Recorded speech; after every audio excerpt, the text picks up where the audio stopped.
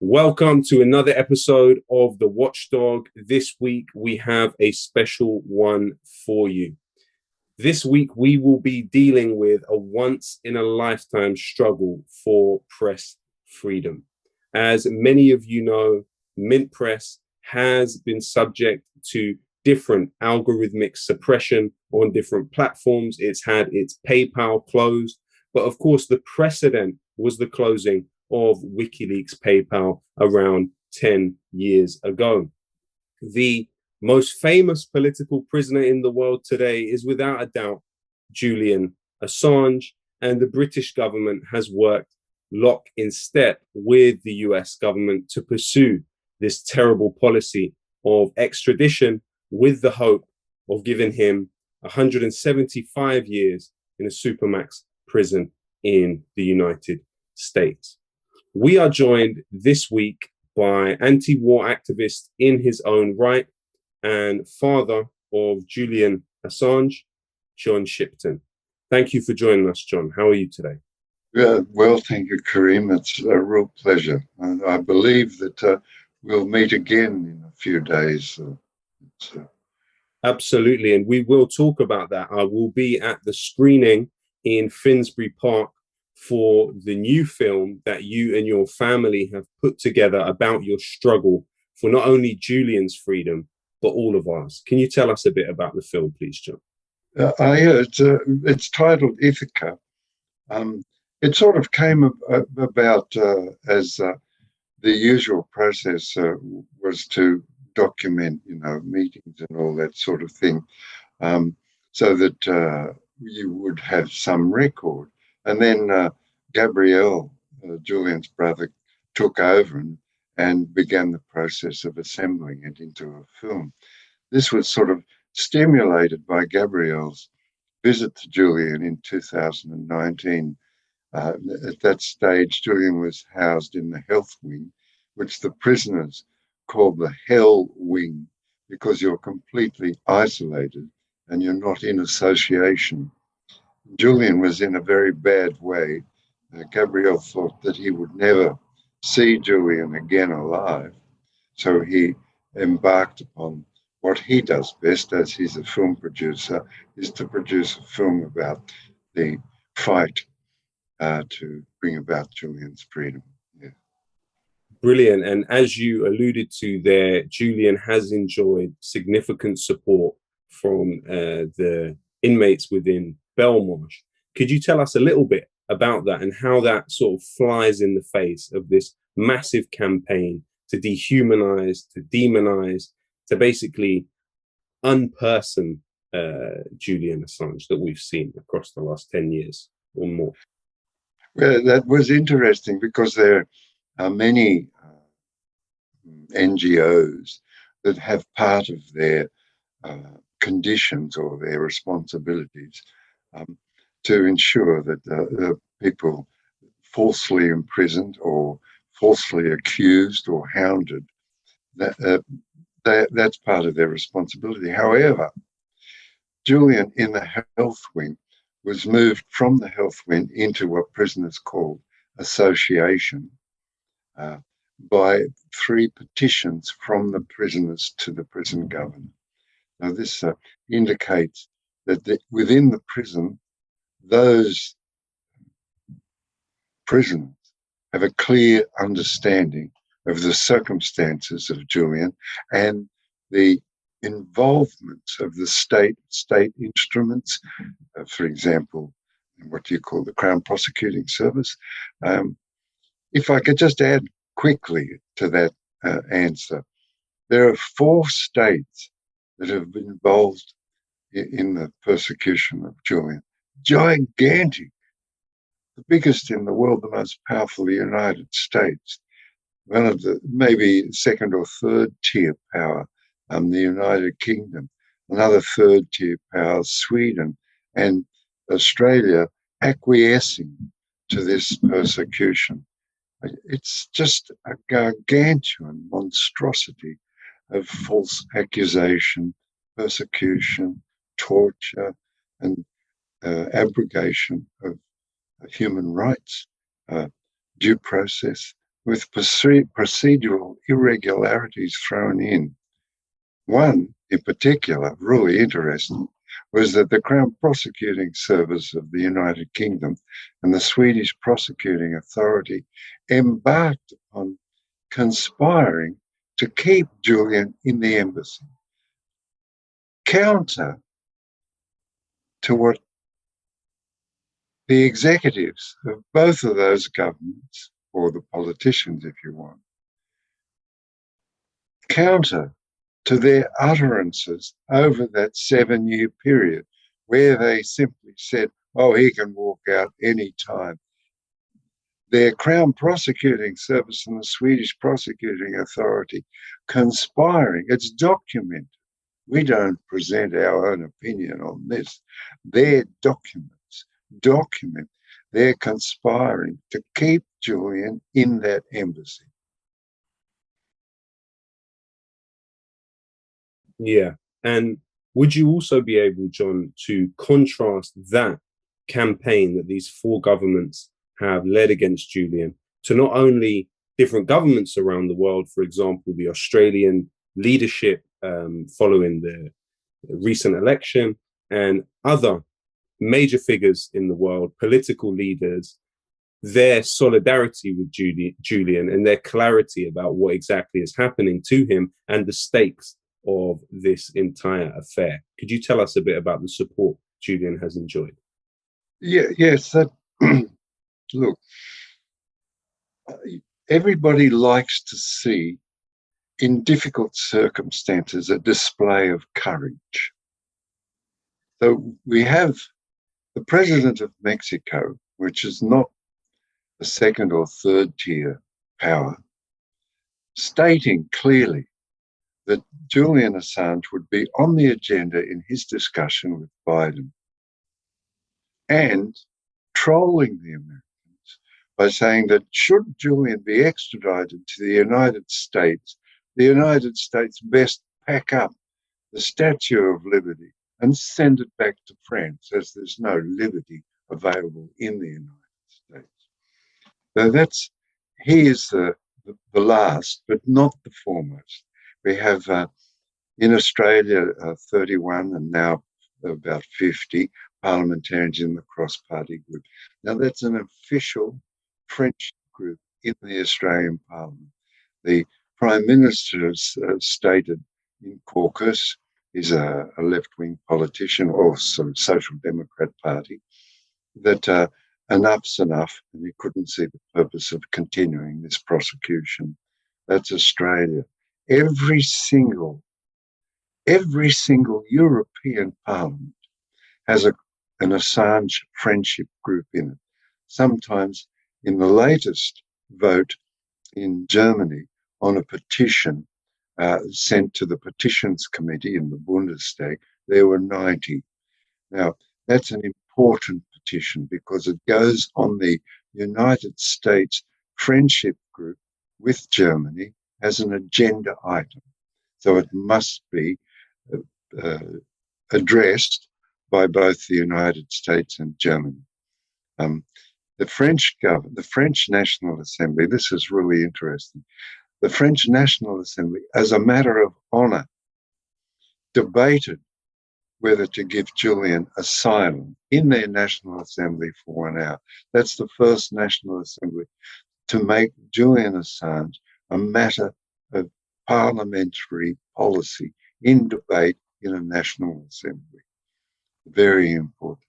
The Council of Europe has made 2 declarations, the latest one a few weeks ago, 3 weeks ago, being very, very firm that Julian Assange is a protected publisher, journalist, and must be free. The Austrian government's made a parallel statement. The Dunya, the High Commissioner for Human Rights of the Council of Europe, made a parallel statement as well. I'll just repeat it. Every single parliament in the European Union, the European Council of what is it called? Council of Europe. Every single one of them have an Assange friendship group. The latest addition being Luxembourg, which is a small addition, but now everyone has it. Very important. So on the 10th of October, on the 8th of October, all of the supporters of Julian Assange, I hope you and I will be there, will surround Parliament in a ring of hands. Well, that imagery of the supporters surrounding Parliament is equalled by the parliaments of Europe surrounding Parliament in a ring of support for Julian Assange. In the UK Parliament itself, there were 23 in the cross-party group.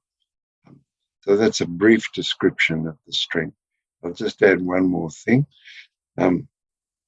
26 of the major NGOs, Human Rights Watch, Asylum International, etc., 26 major NGOs have signed a letter of support for Julian, which has been sent to President Biden. So as you can see, these elements of institutions, parliaments and NGOs and governments represent an upwelling tide of support. They don't do it out of their own motivation. They do it because they either feel the injustice from the upwelling tide of support or realise as parliamentarians that their position is to carry this forward into the institutions of Parliament and resolve the situation. Thanks, John. And I also understand that the 23 member cross-party group that has representation from all of the parties in British Parliament have attempted to meet with Julian, but Belmarsh seemingly have not been massively cooperative. What's the latest situation with that attempted meeting of the cross-party group in this country? John McDonnell managed to get in and visit Julian, and he's in the cross-party group. I think he was Shadow Chancellor in the Jeremy Corbyn opposition. Jeremy Corbyn has made application to visit Julian in Belmarsh prison. We'll see how that goes. Generally speaking, the administration of the prison and the Crown Prosecuting Service have done their utmost to keep Julian incommunicado. So he's, of course, can't see anybody from the press or anybody to make public statements in Belmarsh Maximum Security Prison. Equal to that is in the hearing last year, back in August, September, Julian stood up to say something in this glass box at the back of the courtroom. Julian stood up to say something. The judge ordered Julian to sit down, and that if he continued speaking, he would be taken to the cells below the courtroom and held there while the hearing continued. There was an application made to move Julian out of the glass box into the well of the court, similarly to every other prisoner and similarly to the prosecutor with its American advisors there. This was refused by the judge in a bureaucratic obfuscation, which she said, "Oh, that's not my responsibility, the court. That's the responsibility of the jail because Julian's in the glass box." So as you can see, adding insult of fabulation and bureaucratic, what do you call it? Bureaucratic skullduggery, I suppose, if you want. Bureaucratic obstruction, I think I mean. Yeah.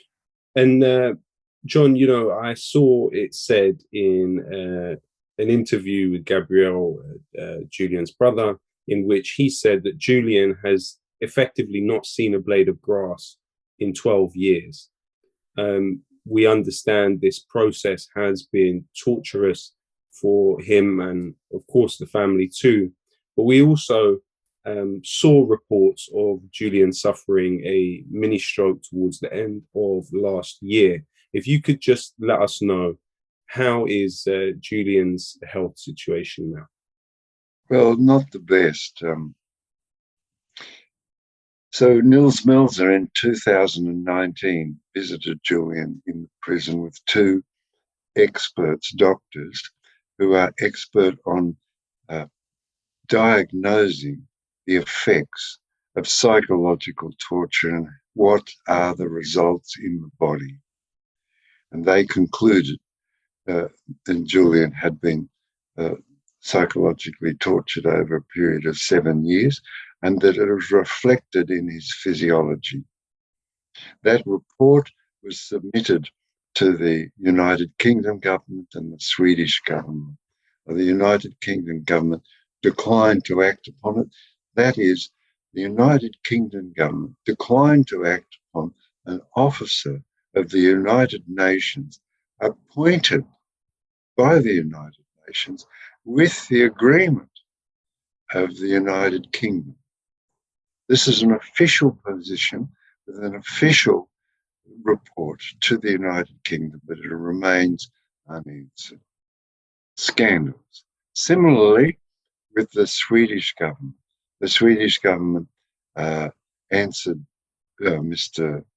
Melzer's, or the United Nations Rapporteur on Torture's letter, and Mr. Melzer wrote back with 50 due process violations that the Swedish prosecuting authority had committed in this persecution. It's just endless. It's just like, you know, when do you think it's going to stop? And then there's another one and another one.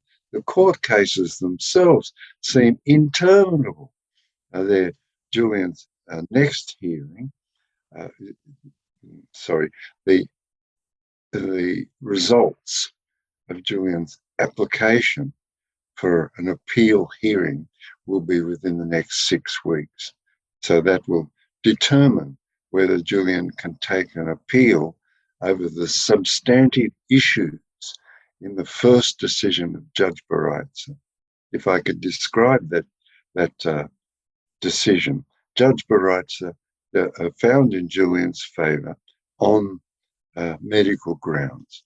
Nils Melzer, he's a professor of law at Glasgow University, said that the technique that was used by the Crown Prosecuting Service and Judge Bareitze to make such a judgment was brilliant, inasmuch as it opened an avenue for the United States to pursue an appeal and thus abrogating all of the previous evidence and only landing on whether Julian was psychologically well enough to be extradited. It's a bloody scandal.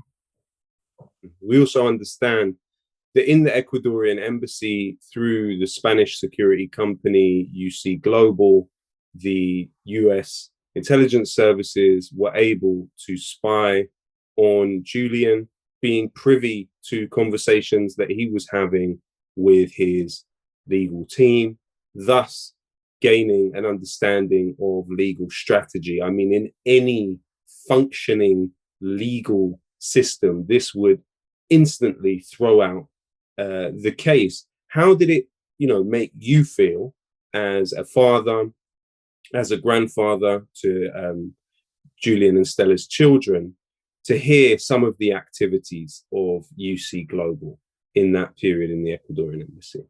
It's just really striking the length that the CIA and the MI5 will conspire to go to break laws, to abrogate decency, to haul themselves up in front of us as liars, thieves, the disgrace of betrayal, bribery, corruption.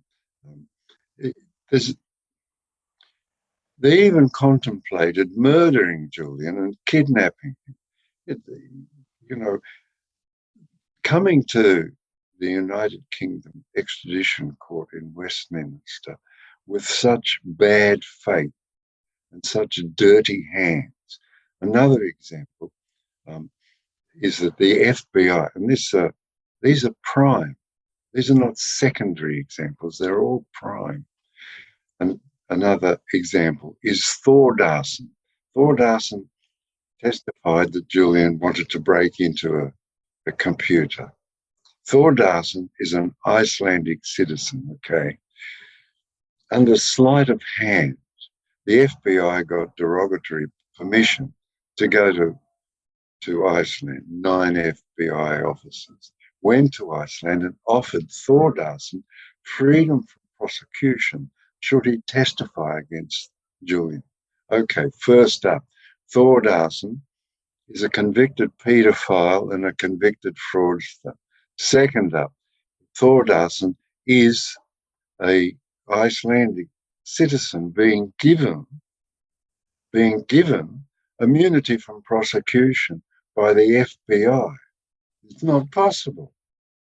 There's nothing wrong in the United States. He's committed crime in Iceland. Okay, next. This is number 3. Julian Assange is an Australian citizen accused in a UK court accused by the United States in a UK court of wishing to, in Iceland, of wishing to break into a computer.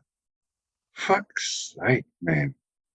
There's no jurisdiction in any of those cases. The UK should have just said, oh, goodbye, this is ridiculous.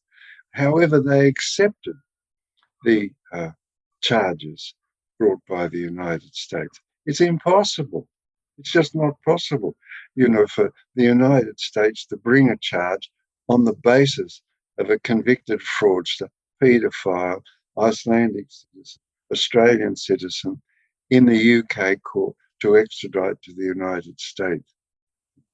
It just frustrates the life out of you just to think. Another thing, if I could add, is that London is a financial centre and writes $1 trillion in contracts yearly. Often those contracts fall into dispute. Those disputes must be adjudicated by a balanced and fair judiciary. But this demonstrates that there isn't such a thing. So these magistrates or judges, if you wish to call them, these judges place the efficacy of the United Kingdom's legal administration at risk, at clear risk, in order to favour the United States. I'll add one more thing. The Nuremberg codes clearly state that if you committed the crime, then you're the criminal. So in this case, the United Kingdom tries to blame the United States and say we are proxy for the United States' intention. But they are the ones who have Julian Assange in the maximum security prison. They are the ones keeping Julian Assange incommunicado. They are the ones in the Crown Prosecuting Service committing conspiracies to keep Julian in the prison, which is documented, by the way, by their documents, not ours. They are the ones, the MI5 conspiring with the CIA to spy on Julian Assange and kidnap Julian Assange out of the embassy. All of these are crimes. Surely somebody recognises that this just simply brings disgrace to the administration of law and to the government of the United Kingdom. Of course, when this was revealed through the Yahoo investigation by brave whistleblowers within the CIA, when it was covered, the only branch of the BBC that actually reported this was BBC Somalia. None of the other branches, from BBC Arabic, which millions of people watch, to BBC World Service, to any of the other branches, felt it was worthy of note that there were discussions at a top level between the British and the Americans about if a shootout were to take place, the British would do the shooting against these hypothetical mirage-like Russian figures.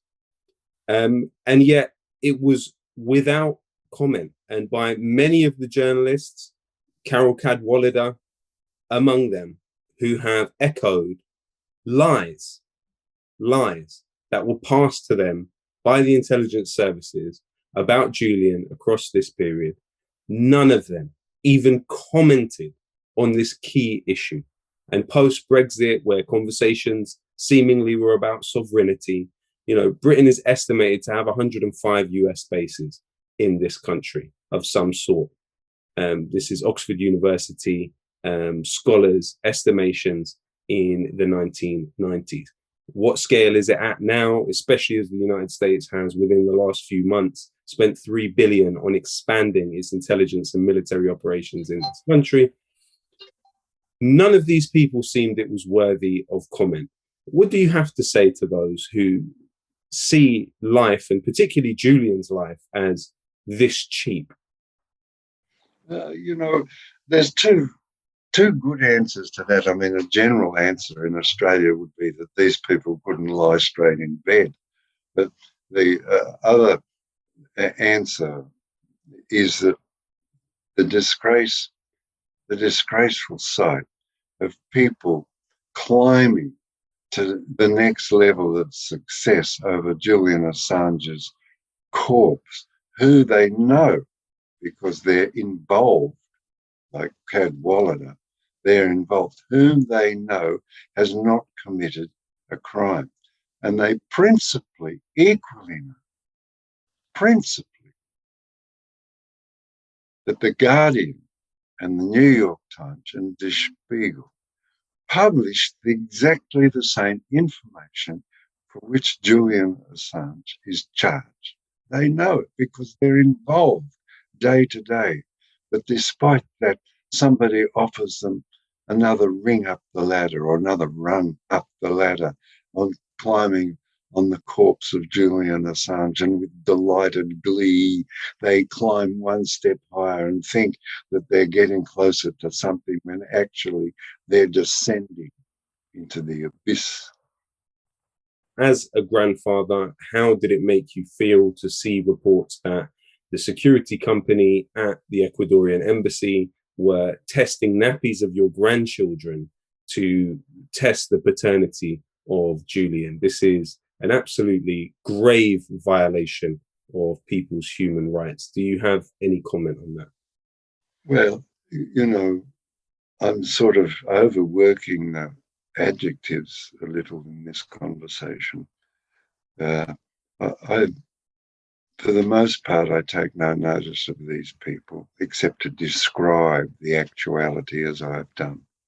But it's grotesque, actually. And to think that these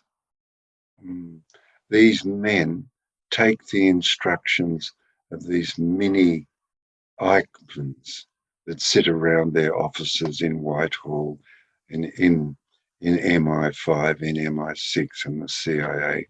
They take these instructions and they carry them out. They don't even get more money for it.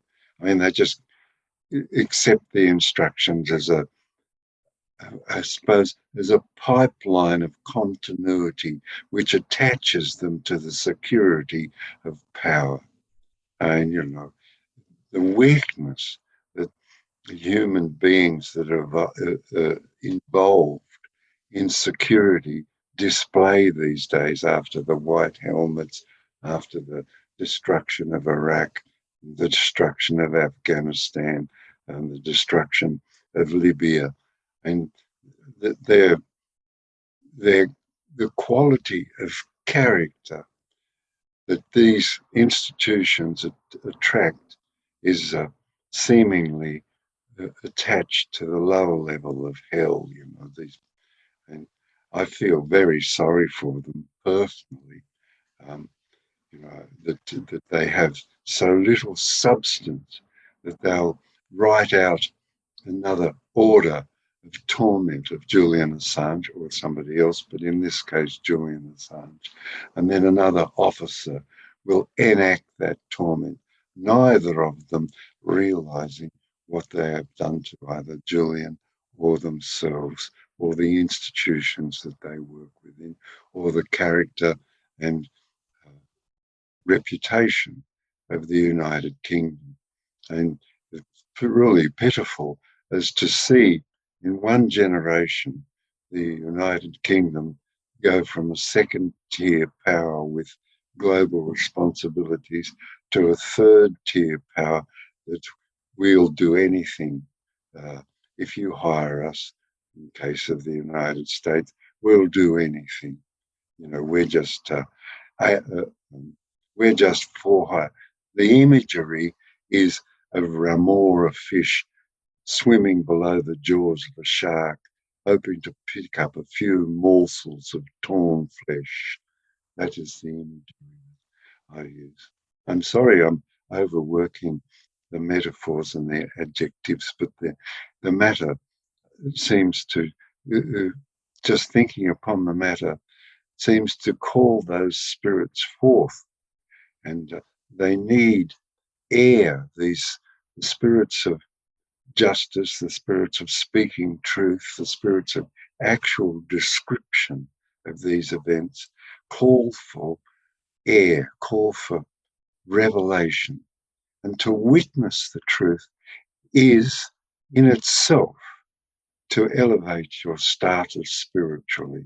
Yes. Absolutely, John. And, we know that several years ago, CIA agent Ansa Koulas killed 19-year-old Harry Dunn on British soil. There is, of course, still no extradition of Ansa Koulas. And the question of whether the intention even genuinely exists within the British government is certainly valid when you take into account that the British Foreign Office's Director of Protocol, Neil Holland, actually helped Ansa Koulas escape the country, texting that she should be on the next flight out just a day or so after the killing of Harry Dunn. Of course, during the Trump administration, the long-suffering family of Harry Dunn went to the White House to meet Donald Trump, and he all of a sudden sprung on them that the killer of their son, Ansa Koulas, was next door and wanted to meet them in a really terrible act of just so many levels that is disrespectful. Do you, John, in your position, have a message to the family of Harry Dunn? And what do you see as the kind of crossovers between the case of Julian Assange and Harry Dunn? What kind of hypocrisies, what kind of imbalanced power relationship do these cases reveal when taken together? Well, I extend my warmth and sympathies to Harry's mum and dad. The situation that you described, the facilitation of Ansa Koulas's dash from justice here, and the facilitation by the White House trying to arrange a meeting to take the political steam out of this murder of the Harry Dunn. Well, I shouldn't say the death of Harry Dunn is nauseating. I mean, can you imagine if it happened to you, the panic that you would be in your soul as somebody was trying to introduce you to the killer of your son in order to fix up a political matter rather than a matter of law or justice? I mean, it's just, well, it's pretty rich. And drawing together the two strands, it would seem that the United Kingdom has lost its way, and as a consequence of losing its way, the centrifugal forces in the United Kingdom are increasing, and the activity of MI5 in order to reduce those centrifugal forces by fitting up Alex Salmond in Scotland or fitting up Craig Murray in Scotland, rather than fixing or attending to what is causing the centrifugal forces that are destroying the United Kingdom. It's, I mean, surely the people in Whitehall who are full of, brainy people with PhDs in this, that, and the other, surely they can see that pursuing a path which causes centrifugal forces, causes Scotland and Wales to want to leave, causes Birmingham, Manchester, Newcastle, Glasgow, Edinburgh to detest London, causes no. Anyway, I've gone far enough on that, but surely they see that they must address these matters in a different way. Otherwise, the centrifugal forces will increase. And one last item, I did read yesterday some graphs on the real economy being the foundation of industrial nations. And that is the production of steel, iron ore, energy, and aluminium and copper. Now, with that as the foundation of economy, the United Kingdom is like 24th in the world and only achieves its current status if you use GDP and allocate into GDP the fire economy, finance, insurance, and real estate, all things which do not give strength or underlie a modern industrial economy. They sit on their derivatives of an economy. All they have here are derivatives in life. They don't make anything. Well, I just a slight correction. They do make guns, BAE. They do make guns, and they sell them to Yemen. To Saudi Arabia, so that the war there can continue. Absolutely. I mean, that bloodlust is staggering. Yeah, absolutely. And this was the key result of neoliberalism in Britain was deindustrialization and the sort of addiction to what they call fictional capital.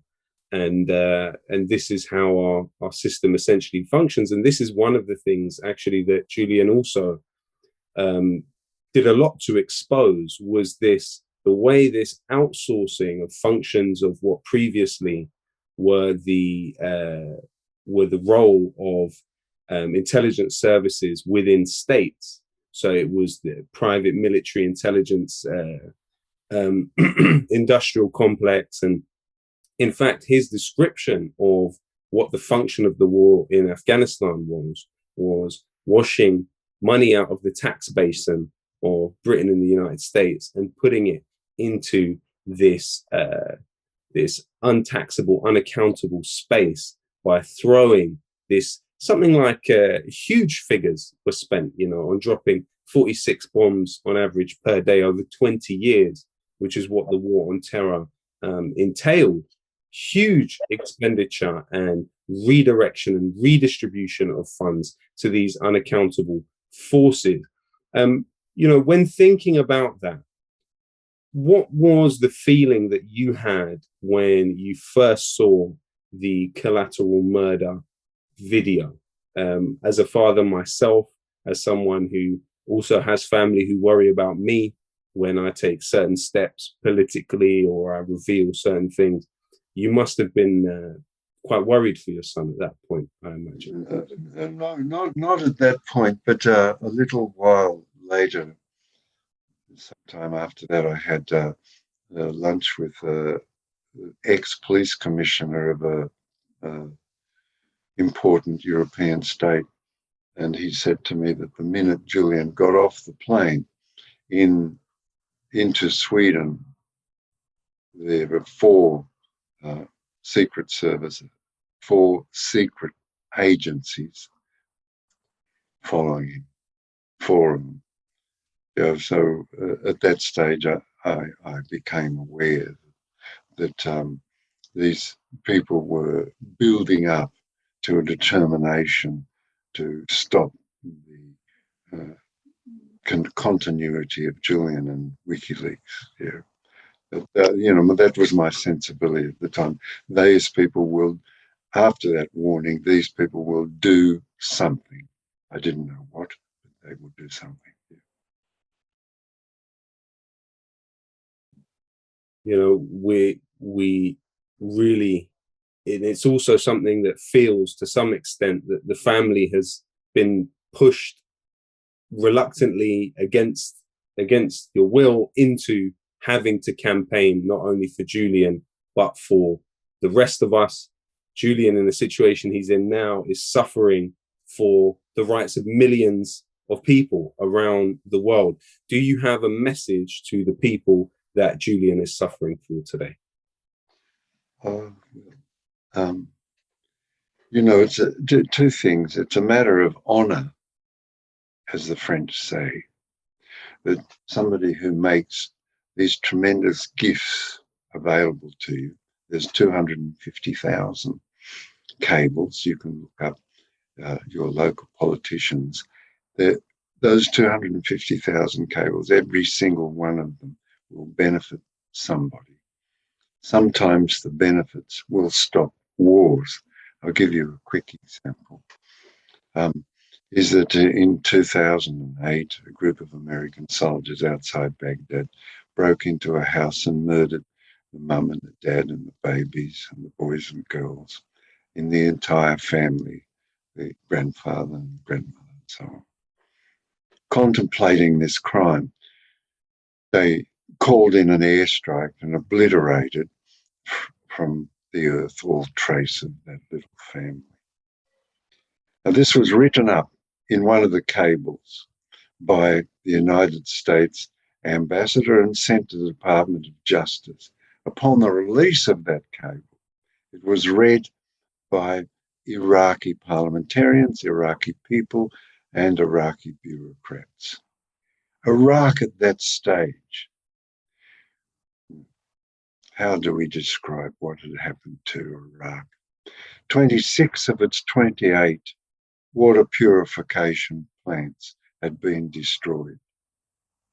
That means, practically, that a mum has to face the terror that when she gives her little child a drink of water, the child may get dysentery and shit itself to death.